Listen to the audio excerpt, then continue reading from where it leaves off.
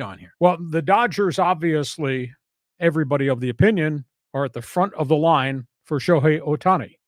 I don't know how long a process this is going to be. Is it going to be instantaneous? I don't think Ohtani's free agency impacts very many teams.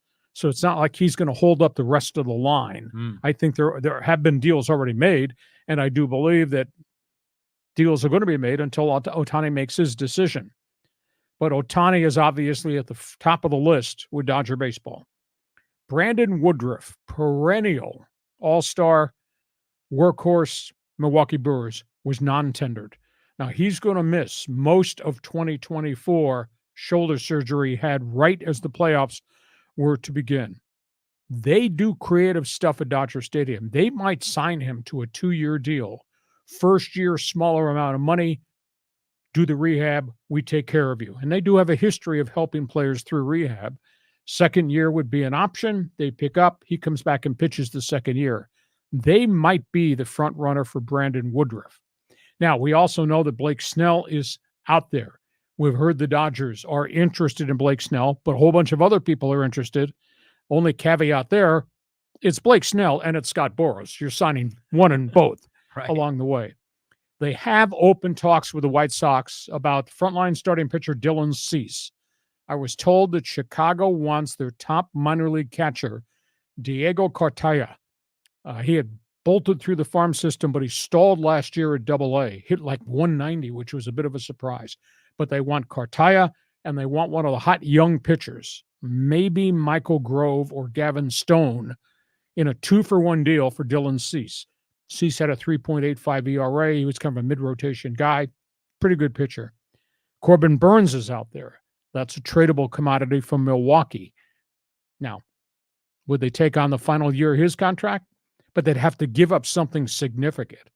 So I can't see the Dodgers doing both trades. I can't see them shipping 2 young players to Chicago for Cease and then more players get Corbin Burns. One of those guys might be there.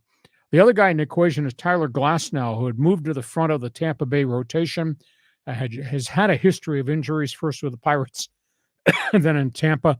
His contract number, though, this year, coming year, goes to $25 million. I don't know that they're going to be interested in him. And then obviously Snell's price tag.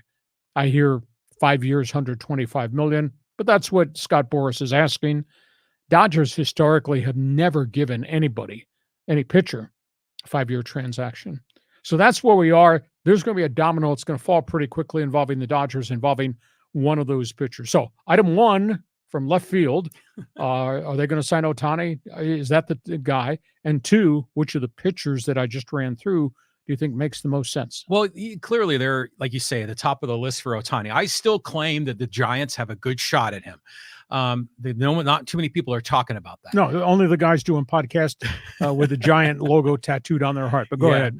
But I think the Dodger pitching situation is interesting because if you look at all of their starters from last year, they're almost all gone. I mean, like Kershaw's hurt, Arias is gone.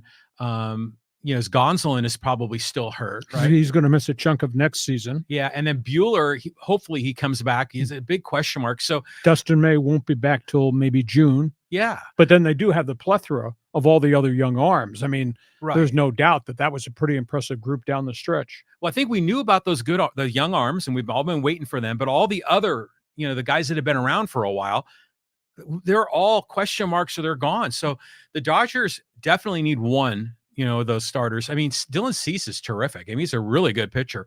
So getting him would be a great move for the Dodgers. But I think they've got to give those young guys a shot. I mean, a lot of them have shown some upside. And if you keep bringing in big name guys, then those, Mike Grove and some of those other dudes don't get a shot. I mean, you're kind of hurting yourself, I think, especially if you want to, get Ohtani. I mean, you've got to have some inexpensive guys on the roster. So would you take on Cease and maybe rent Woodruff on a 2-year deal? Is that the best scenario? Because I don't know that you could have. Why would you burn out your farm system if you both go get Cease and then you get Corbin Burns? Yeah. Well, I think, like you say, it's either Burns or Cease, not both. Okay. And then, Woodruff, that's more of a gamble. You're hoping that after a year, he's going to be good to come back. I remember the Padres did that a few years ago with a pitcher. They signed him to a 2-year deal, but the first year they were injured.